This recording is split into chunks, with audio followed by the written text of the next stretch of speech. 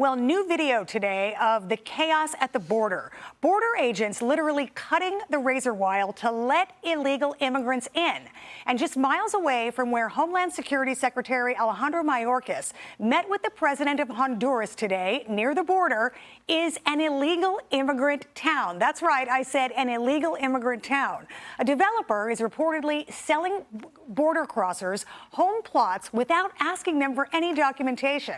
And all of this is happening as the border crisis hits another record, more than 230,000 apprehensions in August, the most ever for any August. And while it appears the Biden administration is doing nothing about it, at least Mexico is. Law enforcement is blocking thousands of migrants from riding up to the U.S. border on a freight train called the Beast. Okay, so an illegal immigrant town, David, you know, I thought part of the American dream was to be able to purchase a home, the young American family purchase the home, save up for years. I mean, I know people who are still saving to buy that first home. This seems like a little bit of a giveaway. What do you think? Well, it's not just a giveaway. There's a little more to this. Well, and by the way, what they're really building, whether it's here at Colony Ridge, which is the development, or what Brandon Johnson wants to do in Chicago, let's call them what they are. They're illegal alien gulags because they're sending illegal aliens over to be in segmented areas. I looked into this developer's background, and this is someone who's filed a number of lawsuits, even if he's not harmed. William Trey Harris is his name, and the Army Corps of Engineers out of Galveston has looked into him, questions about the properties he owns, the quality of the property, fixing roads. This is another grifter off the system, finding a way to sell something. And I got to tell you, when you dig into the backgrounds of these stories, you really should look at the people who are doing this. They're either getting paid by the administration, like these NGOs, Endeavor, and these other groups that have these massive contracts, the hoteliers who just fill their hotels, like the Row Hotel, or this guy in Colony Ridge. Dig a little bit deeper. I found lawsuits going back that he'd filed 2021, 2019, and more. So it's an illegal alien gulag. Send them there. Where's the police? Where's the fire? Where's the emergency plan? Think about all the things that have to be in place. Permitting, zoning, all the things that you need to actually develop property. Yeah. Even the media is admitting there's a huge problem at the border today. Take a look at this headline from the New York Times. They are saying the permanent migrant crisis. Look at that. And then they have a quote, and it says, the fundamental problem facing the Biden administration on the southern border, where every attempt to get ahead of the extraordinary numbers trying to cross or claim asylum has been overwhelmed. So even they are starting to acknowledge this. And I want to also take a listen to something that President Biden said recently about the border crisis. Let's take a listen to this. We need our colleagues to act. For decades, immigration reform has been a bipartisan in this country. Unfortunately, the mega Republican congressman of my predecessor spent 4 years gutting the immigration system under my predecessor. They continue to undermine our border security today, blocking bipartisan reform. Okay, so he is blaming this problem at the border on Republicans and the previous president. But I want to take a look at this graphic right here, showing some interesting information. Take a look at this.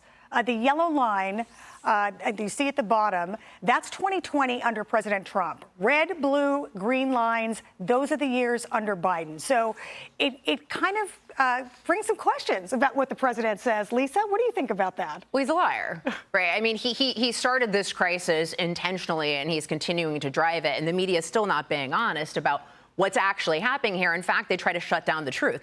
You can't call it an invasion, despite the fact that we're seeing over 9,000 illegal crossings per day. You can't say they're trying to import cheap labor when Joe Biden's trying to make hundreds of thousands of migrants eligible to work in the United States. You can't say they're trying to replace American voters when Joe Biden allegedly is trying to give out IDs. And you look at states now moving towards, like Pennsylvania, the automatic voter registration, when we've seen in other states like California, where illegal immigrants have been registered to vote through that. So, they tell you can't say all these things, yet if you actually dig in and look what's happening, that sure seems like what's taking place. And also, I will remind you, it was Obama in 2006 who warned us about an influx of illegal immigrants in the country, that it was going to depress blue-collar wages and it was going to overburden our safety net. Yet, obviously Democrats are singing a different tune now. Yeah, but just Biden's blaming everybody else, MAGA Republicans, or is it MEGA? I never know what he's really saying with I think the it's slur. ultra MAGA now, isn't it? He's been there since 1973. I mean, really, he's part of the problem. He's a liar, but he's been there longer than some of the Republicans he's blaming. I think he was born there. Tom, let me ask you, does it say something to you that even now the New York Times is commenting on this, saying Biden has a problem at the border? The New York Times. Yeah, well, it's Ross Douthat over there. He's one of the conservatives there, and I do like him. He's a little soft sometimes, and he's soft on this one. He says it's a choice. The choice is to go further into punitive and callous territory that the Trump administration engaged in. So he's saying, oh, Trump was obviously way too harsh, and the choice is between the harshness of Trump and obviously the ineffectiveness of Biden. But that's not the truth. I mean, Trump wasn't hard enough. Most conservatives know. I mean, Trump talked a good game about the wall and everything else, and he had some good policies, the Remain in Mexico policy. But he wasn't able to get a handle on it. We still had borders that were essentially open during that time. And he was frustrated the whole time, but he never was able to get a handle on it. They were able to demonize him with this family separation thing, which Obama also engaged in. It was all fake. So he got a little overwhelmed by that. And so the idea that he was too harsh, no. But I think even this administration, Biden I don't even think he knows what he's doing. But the people who are behind this, they like it. They like the flood of immigration, and they think we'll just work this all out later. Eventually, we're going to be able to get citizenship. He's talking about, we've got to get comprehensive reform. We don't want comprehensive reform. We know what that means. It means amnesty, and then what you do is what happened in the 1980s.